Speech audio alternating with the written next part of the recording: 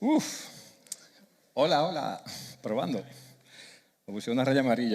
Hello, hello. It's always behind the yellow line. This is the 10th consecutive year that I'm invited, and this is the 10th year I almost pee on my pants before starting. But once I start, everything is fine. Thank you, Genexus, for trusting in me for the 10th time. I was going to bring in some girls dancing. Perhaps next year I'll do it. When I give these talks, people ask me, come here, Elias. What's going to happen with all these machines, artificial intelligence, and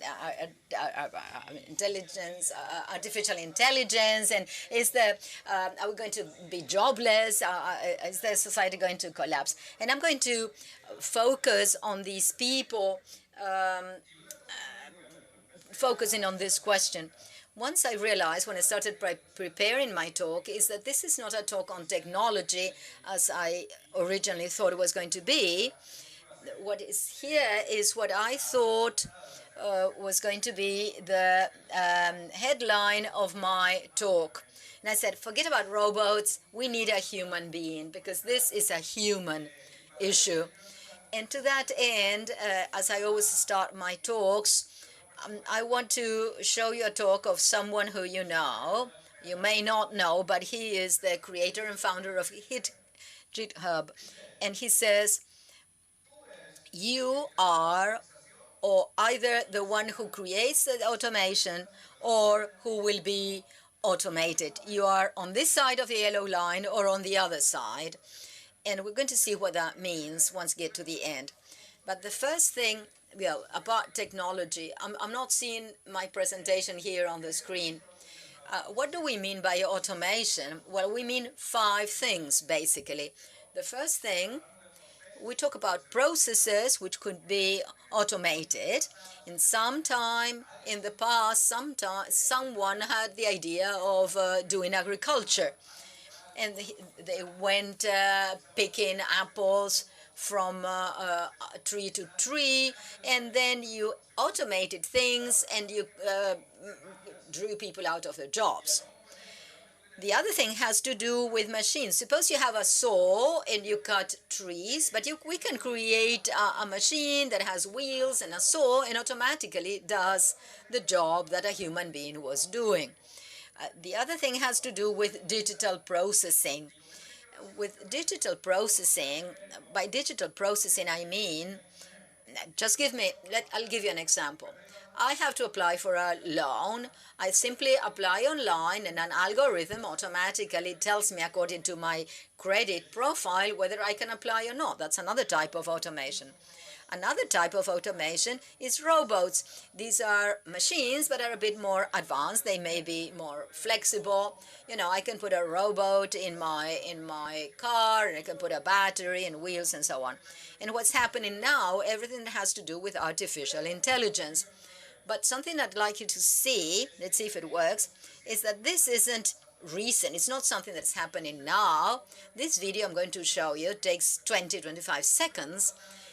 The video is not that important, but I want you to use it as evidence that for almost 60 years, we were talking about this thing. What's going to happen with machines are intelligent and we are out of a job? And look.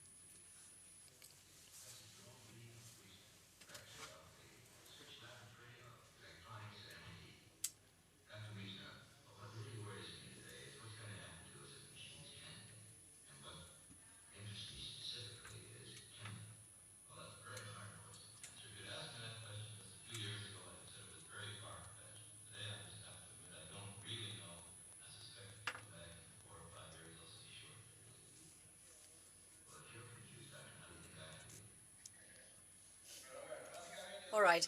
What he's saying is, what I want to know, what I'm worried about is what's going to happen with us. when machines can think. And the other one said, well, in fact, I don't know. If you had asked me that question 5 years ago, I would have said that that's an idea for the future. It's impossible. If you ask me now, I can say, well, I'm not sure. And perhaps in some years' time, I'll probably tell you, I think it's possible. As we know now, 60 years later, we know it's possible. So a question is, why do we want to automate? Why automation? Because those who work in the fields, they would say, well, why is it this wish of industrialists to automate everything? Let's keep on as we are with a normal society. But I think it's something natural that it happens. It's not that there is a committee that sits down and say, and now we are going to automate things. Well, no. An example of that is that suppose a secretary in the old days, when you had a list of people who hadn't paid their accounts, and that secretary has to send an email to each one of them, and he say, wait a second. I have a cousin who is a programmer. Let me pass on this idea that he could make a program where I only write the names and I write one single letter, and it is distributed. And that's how the distribution line was created, as well as the spam. And then some years later said, okay, wait a second, why are we stopping there? Instead of sending that to the secretary of the list of emails of people who didn't pay, why don't you go directly to the database and you say, give me a list of those who haven't paid, and I will make the whole process automatic. And I don't even need a secretary for that. So it's not that people plan, it's that simply we can see an opportunity, an improvement to facilitate things, and these things happened simply. So there are 5 things why all this conversation occurs. One is looking for better efficiency, better quality, lower cost, less time in the market, or more flexibility when doing business. Therefore, an example that I'd like to show you, which is incredible about the level of automation we've reached, is this Tesla plant. I'm sure you've heard about the gigafactory of Tesla. There are 3 things that have called my attention about this factory. In the first place, it's absolutely independent of the electric grid. It's self-sustainable with a solar panel, wind panels, and so on. The second thing is that it's the largest building on Earth right now. It has 1.2 million square meters. 13 square feet, 13 million square feet. And in all that space, there are only 6,500 employees. It seems a lot, but for an SME, you know, but to give an example, in China, a factory 3 times smaller will have 300,000 employees. And that's what I want to tell you now. Automation brings about, apparently, taking away human beings, and we are losing those jobs. But that's what's really happening. But let's go on. I love this sentence said by this person from the Allen Institute for Artificial Intelligence. He says, you can read it in Spanish, but in English it says, automation has appeared as a larger threat to American employees than globalization or immigration combined. And, you know, we have this guy of yellow hair called Trump fighting with the Chinese, saying you're stealing our jobs away due to globalization. And on the other hand, we are building a wall against Mexicans so that immigrants don't come in to take our jobs. When in fact, the true enemy, and we'll see it later, that he has in terms of employment is in Silicon Valley. It's at home with companies that are creating all kinds of so advanced automation that it's the same thing that's going to happen with Tesla factory. You take away all employees and so on. Anyway, let's see that that's not the true story, really. Therefore, to give you an idea what's happening, with how much concerned people are, this is an institute from Brookings Institute this year. About everything I've read, there are 4 things I'd like to share with you. The first thing is that 25% of the jobs in the U.S., of all the employees in the United States, are in risk of losing their jobs due to automation. The second thing is that 50% of all the employment of people between 16 and 24 years old will be automated before 2040. And that's something that I think is counterintuitive, because in general, when we talk about modernity, modern times, we think that older people are the ones that will run in the risk of losing their jobs, because young people adapt themselves better. However, reality is exactly the opposite. Now, in general, young people start working in Beverly Hills, doing manual and clerical jobs. Those who are more adult have management jobs, and it's more difficult to replace them. The other thing that calls my attention in the industry, according to this study, 91% of all the jobs of food makers will disappear in the next few years. And something that's interesting that goes against inclusion, the study says that when companies are going through difficult times, that's the time they invest the most to come out from the crisis, because we're talking about companies that come out and survive those difficult economic times. What those companies say, well, things are not well. What I'm going to do, is to invest in automation, new processes. I'm not going to have so many employees, and I will make money. What happens there and then is that things get worse in terms of employment. So that is just a study. Let's see what other entities say about this. First of all, according to the NCC, by 2024, 4% of all jobs in the U.S. will be replaced by automation, including 7% of all manufacturing jobs. And in fact, I focus on the U.S. Unfortunately, that's where data are available. But we know that they mark the trend. And unfortunately, that's going to be the scenario all over the world.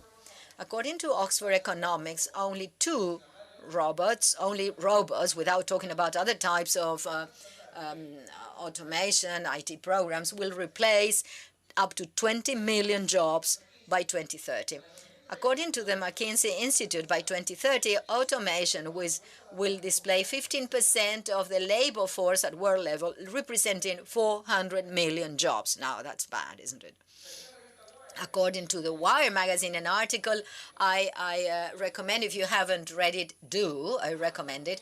Amazon at present has over 100,000 robots working next to 125 human beings. And the trend is to add more robots, obviously, and fewer human beings. And lastly, according to Gallup, 1/3 of all those surveyed at global level said that they were somewhat afraid that their jobs will be replaced by some kind of automation, a machine, an algorithm, a robot. Therefore, my question is, what is really happening in the world of jobs, in the labor world? And let me show you this graph first of all. According to this study from the Bank of England, these are the jobs that are highly likely to be automated. This graph is read bottom down.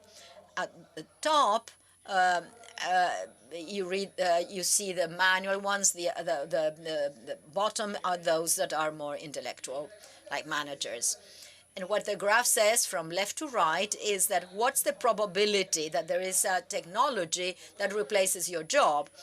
And the more manual your job is, the probability to be replaced is 80% in the next few years.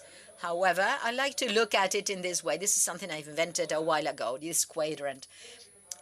And this is going to summarize everything that's happening. In this quadrant, in the horizontal axis, you can see our routine work. And on the other axis, in the vertical axis, bottom up, those are our manual and those that are cognitive or intellectual. And what's really happening is this. Those at the top right quadrant, that's where basically everything is migrating.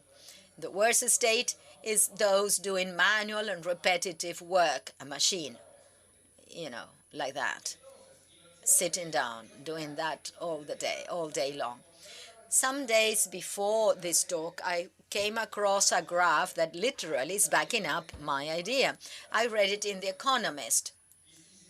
And if you look at this graph, by using data from 1980 until now, They said, all right, which are the types of jobs of a higher demand in the US? And as you can see up there, obviously, the jobs that are highly demanded are cognitive and non-repetitive.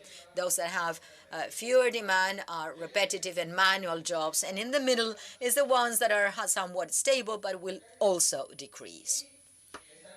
And this graph could be interesting for ministers of education in the world. And it says, according to your educational level, what's the possibility, probability that independent of the job you'll have in the future, you will have more probability to be employed or not. If you never got to secondary level, you will get to the left, less demand. And to secondary, it's even worse. But when you get to a degree level, masters and so on, you will have probabilities of getting a job. This other graph shows basically the labor distribution according to sectors. And in this case, this is data from the past 120 years. You can see how agriculture fell down.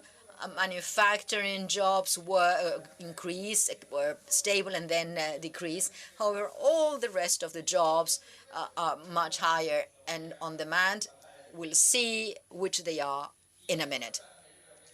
This other graph is even more powerful than the previous one. As you can see, these are data from 1850 until the present, many, many years. The important thing is the green block is the large number of jobs since 1850. It was agriculture. Blue was manual work, and all the gray color is services, professionals, more intellectual jobs. As you can see, agriculture has basically disappeared from the map. Manual jobs have started to disappear, and other types of jobs are replacing them. Therefore, an interesting thing now is that many people say, all right, show me that unemployment hasn't decreased whenever we have these technological waves of automation. So I looked for some data. I found a wonderful data. Since 1762 to present, what was the unemployment level in general terms? And this is the graph. There are two interesting things in this graph. Number one is that it only goes from 0 to 15%. So there's a little margin below, because if it went up to 100%, you won't even see the variation below. And the second interesting thing is, independent of all the inventions, devices, and technologies replacing jobs, for some reason in life, the percentage of jobs has never gone above 6% on average. So what's happening? If we are losing jobs, if automation is driving people out of their jobs, what's happening? Well, before answering, because since I have a keynote, I can tell you about three things that are interested in that have to do with automation and that are there on the horizon. And then we'll go back to our topic. I'm not going to be talking about this. We already know that we live in an intelligent society. Last year I told you about this Amazon, Microsoft, Amazon microwave, and they know how much popcorn you have, and if you don't have much, it will order it. Or the Fire Stick from Amazon, and you say, hey, I want to see episode 5 of season 2 of La Casa de Papel, or, movement sensor and so on. But I want to talk about three things. I'm not going to talk about this. The first thing is robotic chefs. Number two, a new platform is coming out that has to do with robot cars, and something else, the third place, something that has occurred very recently. But look at this video, a company called Mole Robotics, and I want you to see what this company has been doing since 2015.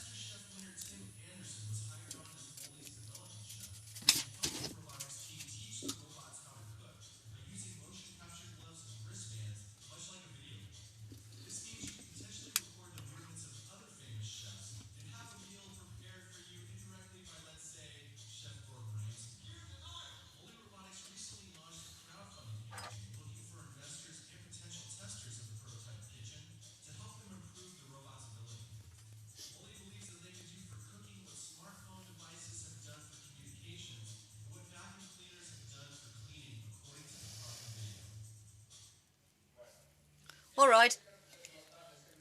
What have you seen here? Number one, let me clarify this. I don't think that we're going to have a robot chef at home because of a question of cost, perhaps later on. But the important thing is that I want you to understand that this company, without even realizing it, because I haven't seen it in literature, is literally creating a platform. The same way we created a platform for mobile or solar apps, they are creating a platform without realizing it. Somebody will realize it for everything that has to do with the world of cooking.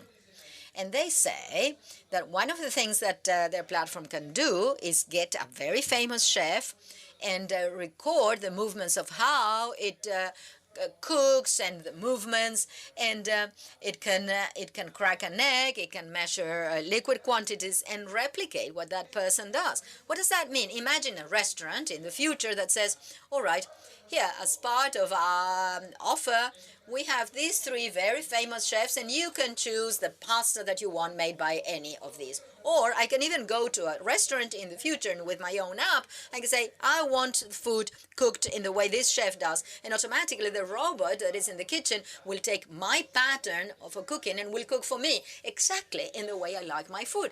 And in that way, most certainly, we're going to have a whole ecosystem of recipes and chefs, the whole community.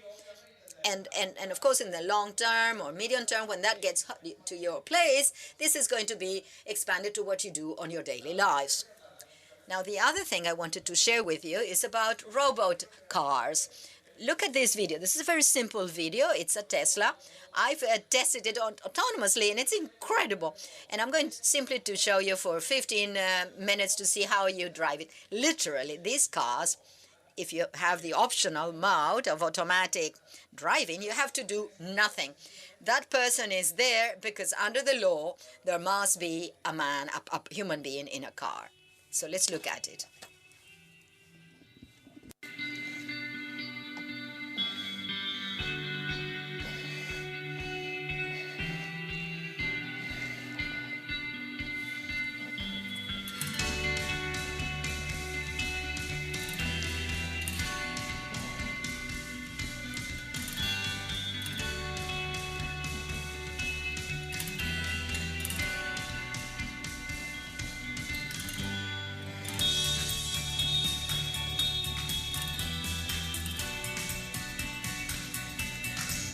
Pero bueno, suficiente.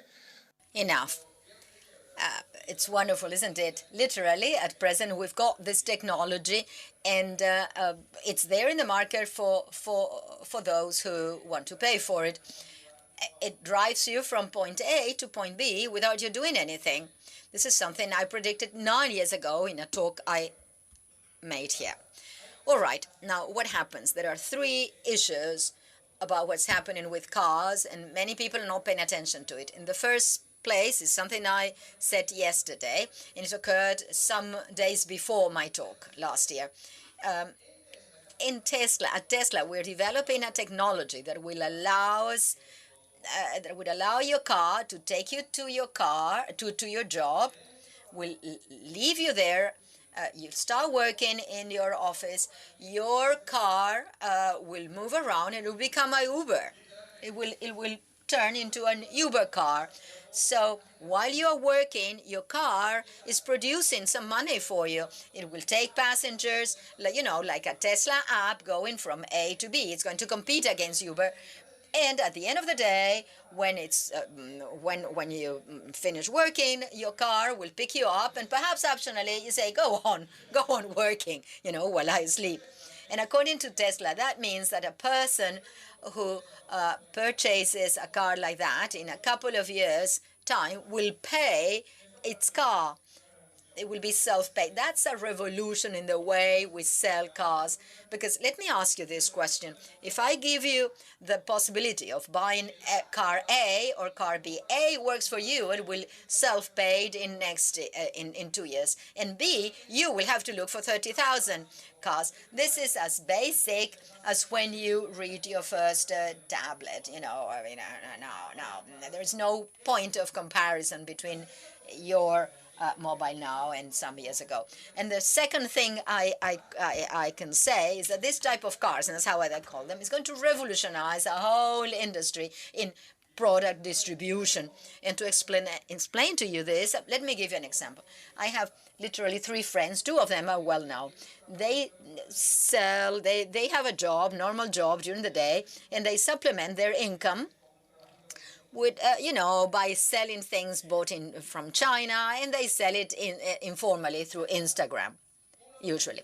Now, what happens, one of them sells makeup, lipstick and that kind of thing. The other one sells watches, and the other one makes food manually. Now, the problem that they have, it's not only those 3, but millions of people. It's a question of distribution. How do they sell? Well, they put up an announcement, advertisement in Instagram. I sell this lipstick. A girl is interested. But the question is, how do I get it to you?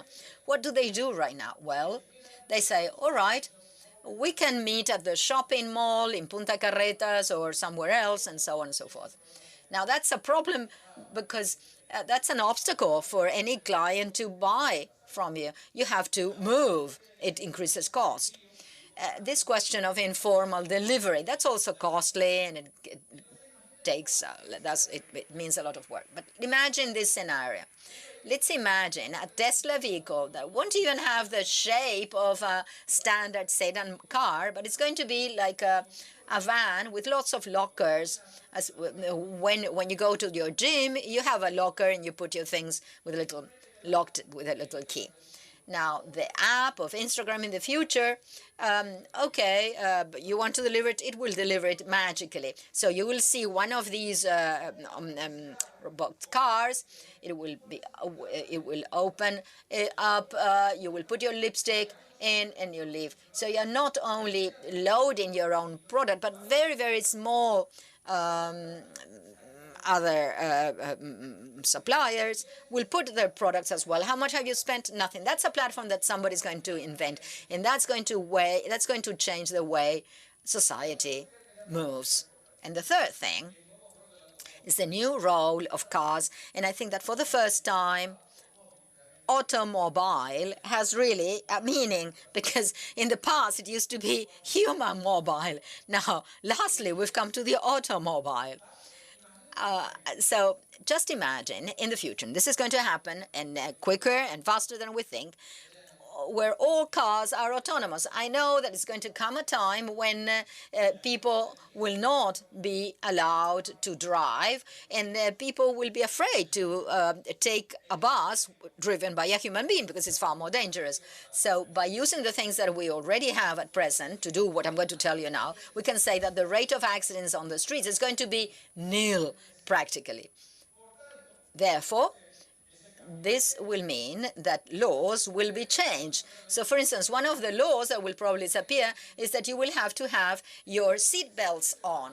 The moment that law disappears, and the moment you have to have a wheel, and the internal geometry of cars will change. Most certainly, they will come in different shapes. It will have seats vertical instead of horizontally.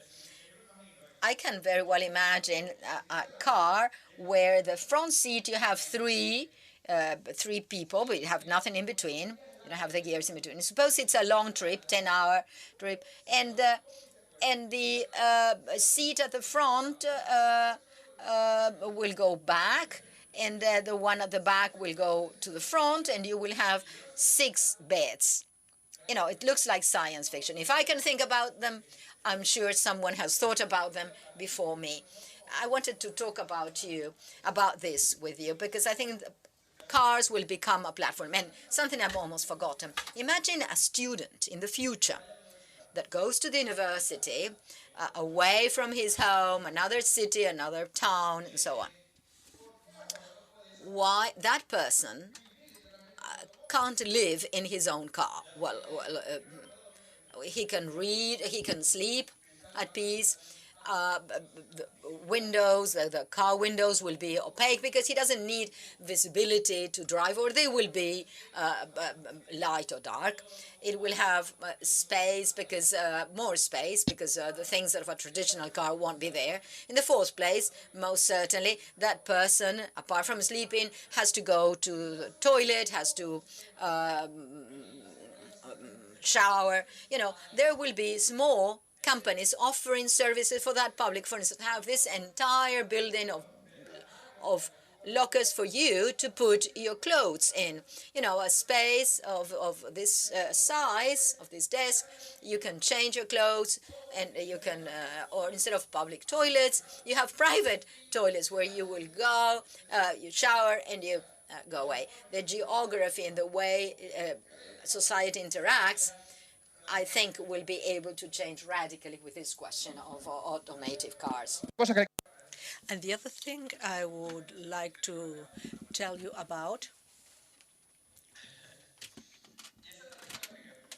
is that this technology, well, for me, this iPhone came out a few weeks ago, and unfortunately, people have not been able to see yet the big innovation of this cell phone. Some may say that it's a camera, which is fantastic. The night photos are incredible, etc. They have now done something at the level of Android. But there is a technology called ultra-wide map and a chip inside which is called U1, and Apple has not said anything in this regard. But in my blog, I wrote down that Apple was going to announce something in this regard, and I say it because their presentations took 1 hour 40 minutes. They always take 2 hours, so something has changed. Maybe there was some problem with the software. The chip is there. And what does it do? And what's amazing about it? Well, basically, technology. It's a technology that uses GPS, but for inside the premises. For example, what GPS, you go out there, and with several satellites, they can triangle your location.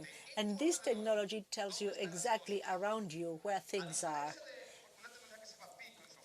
Unlike technology that Apple launched a few years ago that with Bluetooth tells you there's something around you or close to you, but I won't tell you where, and you won't know where the object is located. This new chip tells you exactly where things are located.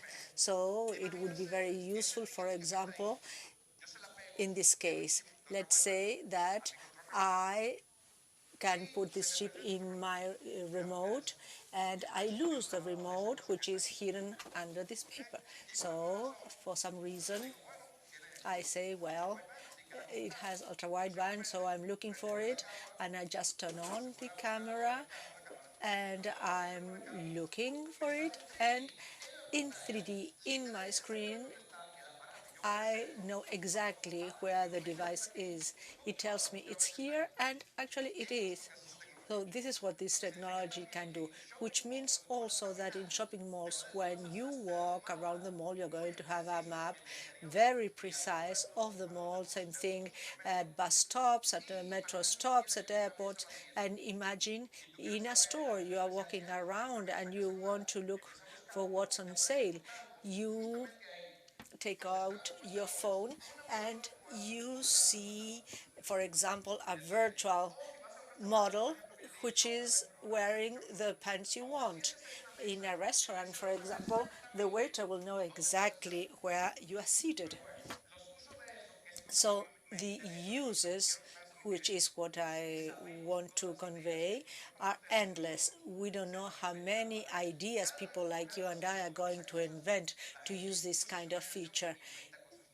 Whenever something like this is invented, people find new uses. And as a preview, on the 24th, there's going to be a presentation, and it will be for a technology that allows you to send a picture in a wireless manner. Let's say that I have 5 people around me, and I I direct my phone to the person to whom I want to send the photo, and the device does it. But this is a digression. Going back to this presentation, let's reply to the question. Automation will actually make jobs disappear, and I will reply with a graph. And I have covered a part a graph that these people have made. McKinsey, using 35 years of data, concentrated on one sector, PCs, which traditionally was blamed for a lot of losses of jobs because they replaced manual jobs. So they said, and these are thousands, if we add 12 plus 9, it means 15 million jobs. But what does 15 million mean? New jobs, they went up, down, they were created, and these are the results of the studies. According to them, what happened was the following. 3.5 million jobs were lost, but at the same time, 19 million jobs were created for a net total of 15.755 million jobs. And this is part of the labor force in the US. So it's not that the jobs disappear, it's that this automation allows for the creation of new opportunities so that people will invent new things that will create new jobs. This is actually what's happening. And this is another graph that tells you more or less the following. This is a redistribution of jobs according to the GDP since 1950 to our days. And as you see once more, everything that is in green was agriculture, and in blue, the blue collar jobs, all those who work in factories, in assembly lines, etc. Then the services in yellow, and white collar at the bottom, people who are managers, project managers, programmers, senior employees, CEOs, etc. And this is the same graph, but now it shows absolute numbers of jobs. In 1950, there were about 6 million jobs, and now 150,000 in the US. The interesting thing is the following. Look at the jobs that have a higher demand, those that are more intellectual. But it is possible that you tell me, well, Elias, wait a minute, let's think about it. In 1950, there were not so many people in the US. Therefore, it's obvious that now there have to be more jobs. And I Googled, therefore, how many people were living in the US at the time, and I drew the proportion between the population at that time and now, as you see in the graph, and I saw that 5 times more jobs have been created thanks to automation. And this goes hand in hand with what happened when PCs were created and a lot of jobs were created too. So all this means that we should be optimistic about the future, but other people will say the same, not me. For example, in the US, about 57 million people last year were freelancers. That is to say, 17% of the population. Freelancers mean that you are working for yourself and not for a company. And according to ABS World Consultancy, in the US, just last year, there were 227,000 jobs only of web designers. According to Gartner, by 2020, artificial intelligence is going to displace 1.8 million jobs, but will create, on the other hand, 2.3 million. That means that 500,000 jobs are going to be created. At the same time, McKinsey says that by 2030, the jobs in the US will increase from 20 millions to 50 millions. Ronald Bailey says during the last 10 years, the app economy, those who make apps for iPhone and Android, have created only in the US 1.7 million of new jobs.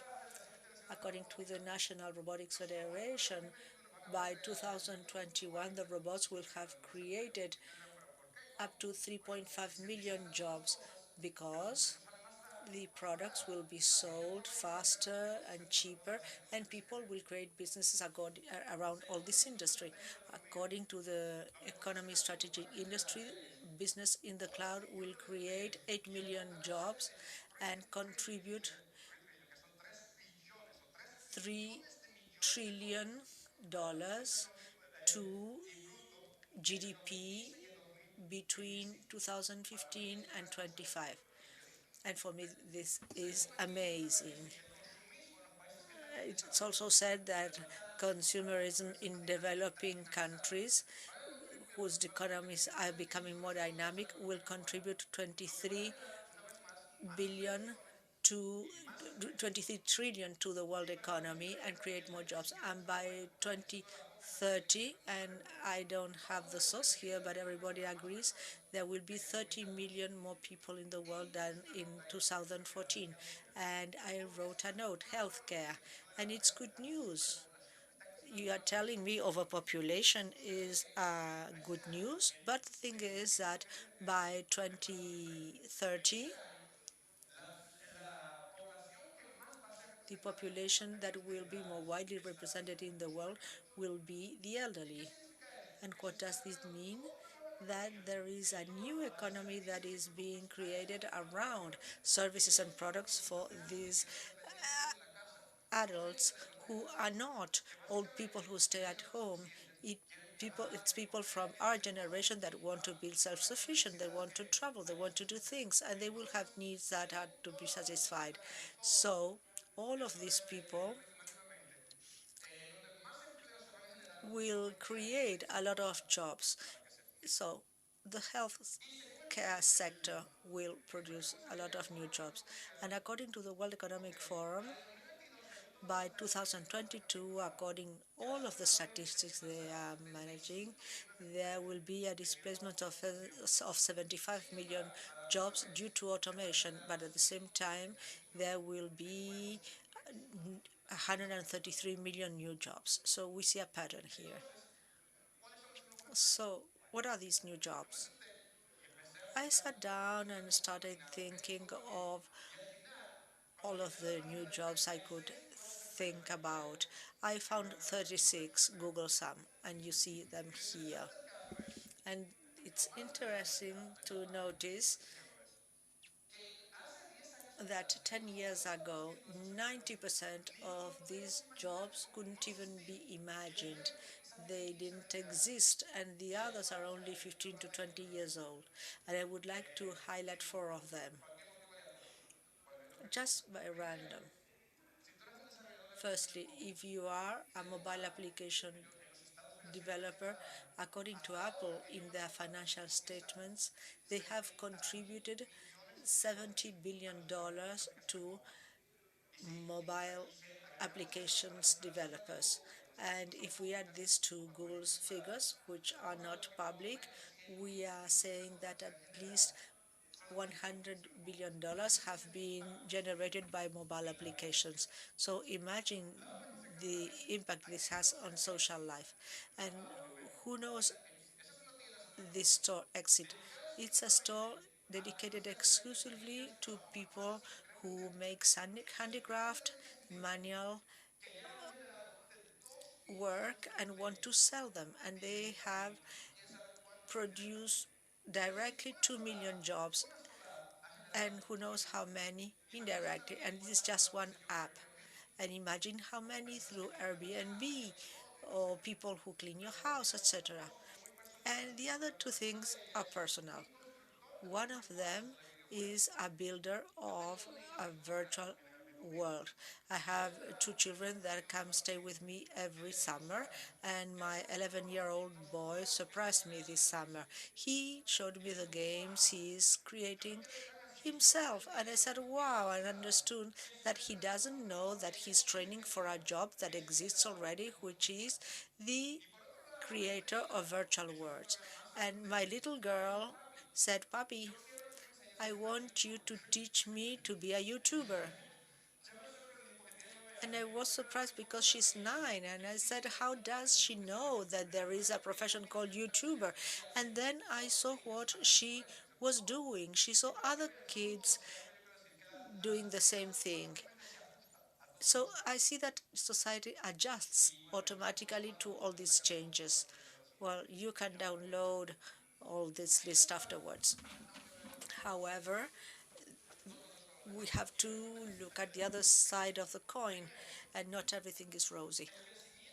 We have to think that the growth in technology tells us that the progress comes more and more quickly, which puts more pressure on society to adapt quickly. And there has to be a limit, because at a certain point in time, if I say, well, I lost my job, I trained for 6 months, I have a new job, and then they tell me you have to train again for something else, and 1 year later you're told, well, you know what, there is a machine of artificial intelligence that is doing what you are doing, and 6 months later, same thing.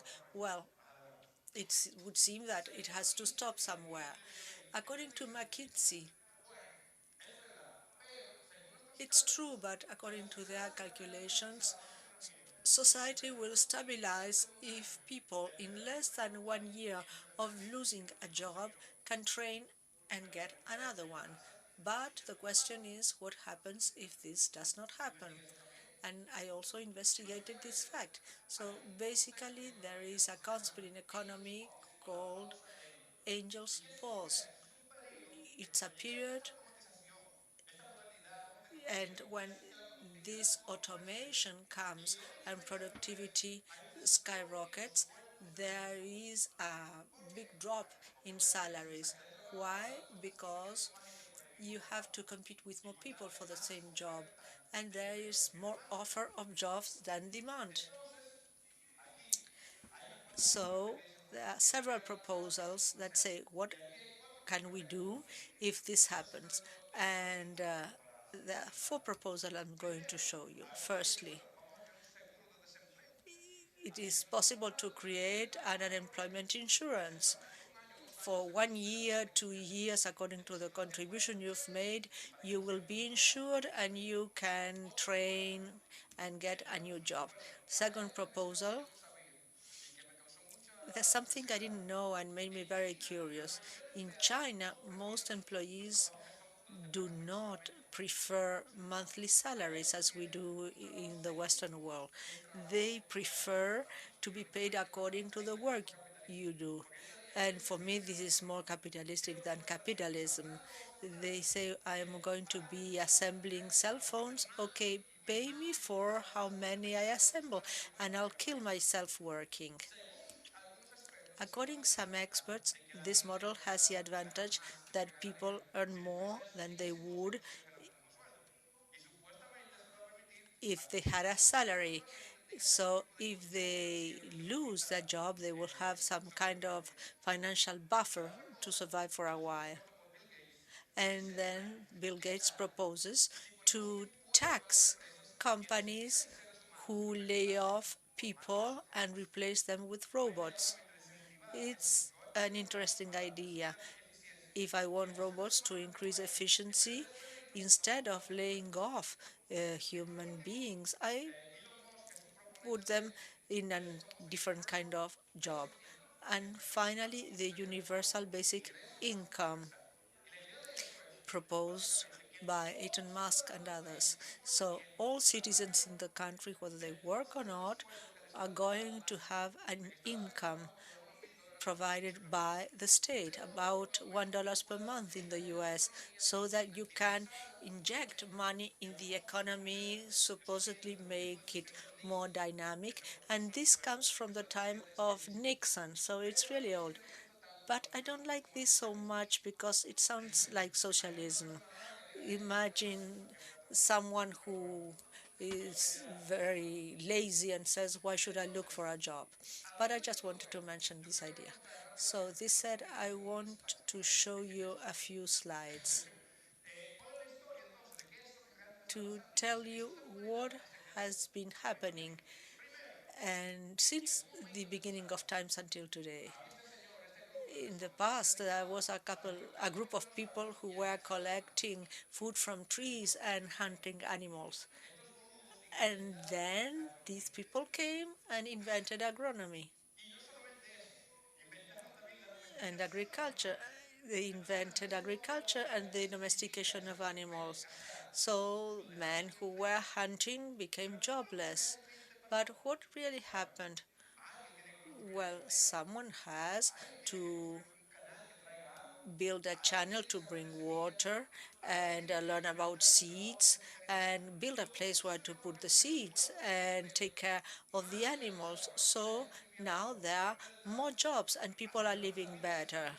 Instead of hunting a wild animal, now they have their chicken close to the house and can eat them. A few years later, we have the horse, nice horse,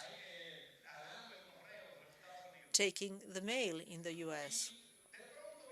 Suddenly, there is a Yankee capitalist, Henry Ford, that comes and tells us not only that he's going to replace our horses, but also that he's going to build millions of units of this vehicle at an affordable cost for someone in the middle class.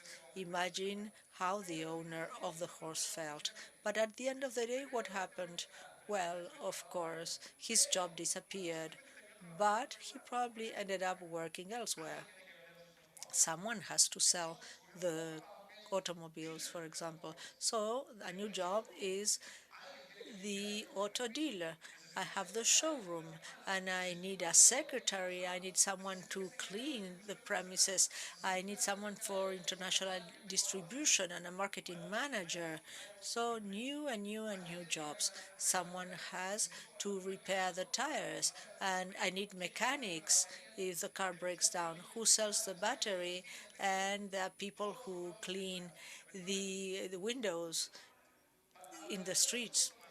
So let's go a bit further in the future and we get to this man, an accountant from the 20th century. Some nerds from Silicon Valley come up with what you see on the screen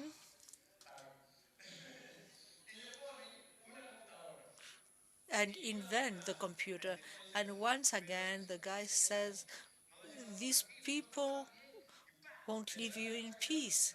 They bring something called computer. It's going to replace what I'm doing. But what happens? Firstly, that person can retrain and learn Excel or something similar. And secondly, someone has to sell the computers. So there are new companies that sell the computers. And once again, there's someone who needs to make the calls.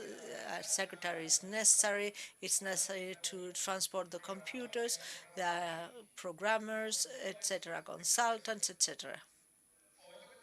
Or this is an assembly line in a factory. Maybe they are manufacturing a small part in a car, and then they invent the robots for the factories. And finally, what happened? The production prices go down, and now the people are able to buy machines. And finally, we have this guy who says, finally, automation has stopped. There's nothing more to automate. This seems Gaston after he finished Gen X 16. Where's Gaston? He said, finally. Or maybe a presentation by Nicolas. Finally, optimism in the future. But what happens? There is a hammock, which is artificial intelligence. Now, this job of selling the hammock is no longer required. They sell by themselves, and they are sold in internet on the internet. And these people are not thinking anymore about Nicolas Godal and his presentation. They're thinking of Nicolas Maduro. So what is the moral of the story? Firstly, repetitive and manual jobs are the ones that are really at risk of disappearing. Therefore, it is necessary to develop skills in intellectual jobs because there's always going to be a demand, at least for the time being. Secondly, and this is very important for me, we will no longer have what we call biological robots. What do I mean by this? It makes me cross when someone says, oh, these capitalists want to take the jobs from these poor men and women who are in this factory working day after day. They're going to be dehumanized when they take their jobs. And I think, my brother, have you ever been to a factory and sat down for 10 hours to do exactly the same thing all day, every day of your life?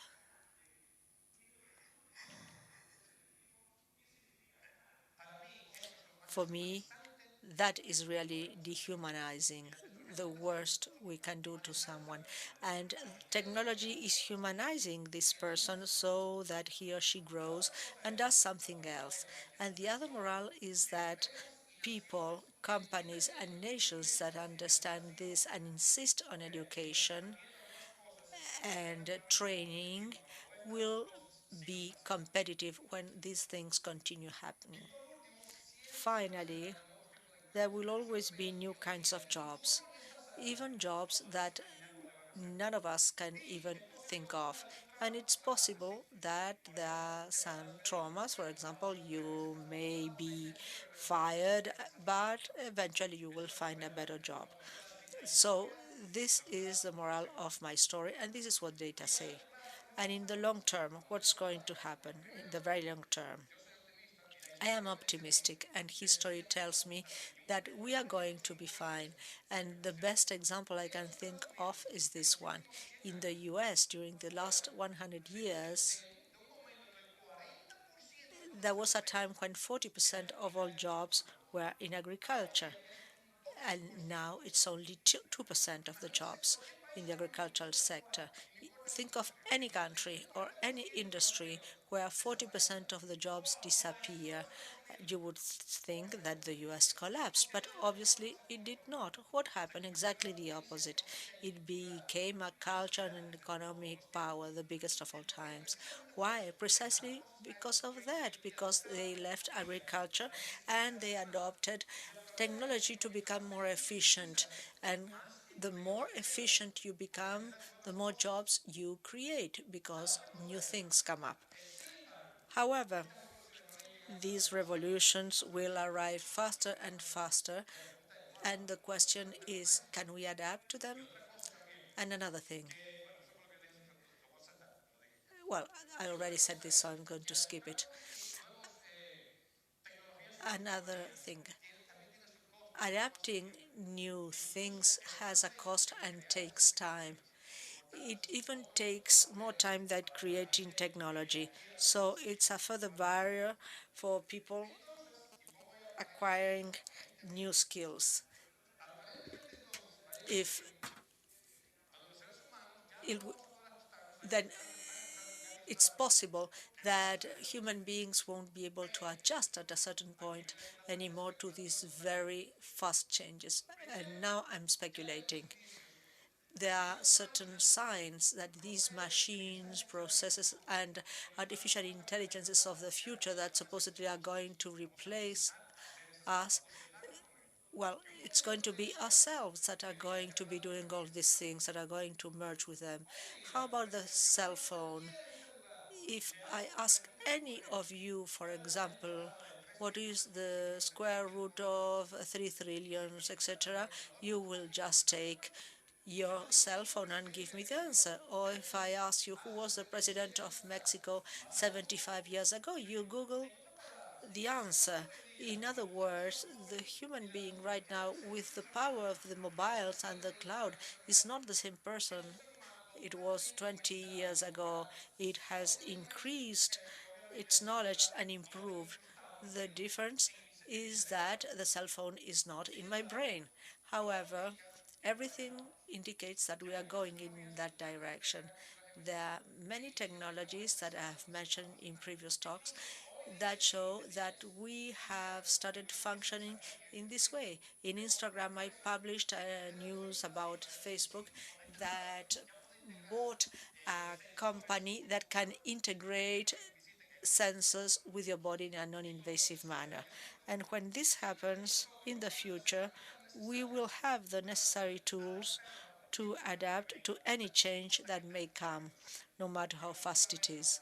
And once again, we are going to be able to balance change.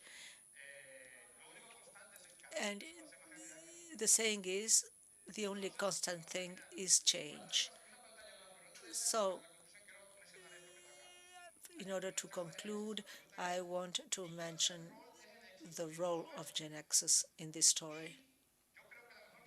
I think that the best way of putting it is with a quadrant I showed you earlier: manual work, intellectual work, repetitive, non-repetitive. You may remember that I said that everything moves towards this quadrant on the right-hand side. And given the nature of Genexus platform, it's precisely in this point up here on the right where Genexus is.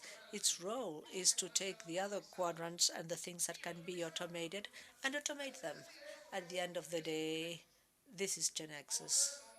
Therefore, I imagine that nowadays there's no platform that is better prepared for what will come in the future than you in Genexus. So when I prepare a speech, I think of what I want to convey. And in this case, I wanted to convey three things. Firstly, it is necessary to understand the problem rationally.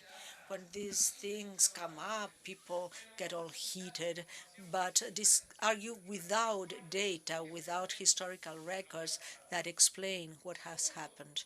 Secondly, it is necessary to create a sense of hope. The world is not going backwards, it's going towards improvement. And thirdly, it is necessary to create awareness about what I should do if I want to stay relevant in the world of the future, the world that is coming. So my last message is, technology at the end of the day is not a diabolic tool. It is probably the tool that has brought more benefits to mankind, and we have to love it. Love, love, love, like the Beatles would say. And I want the last slide.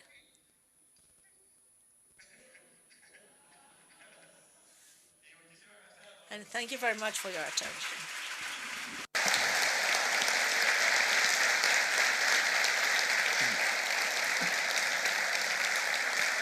Woo.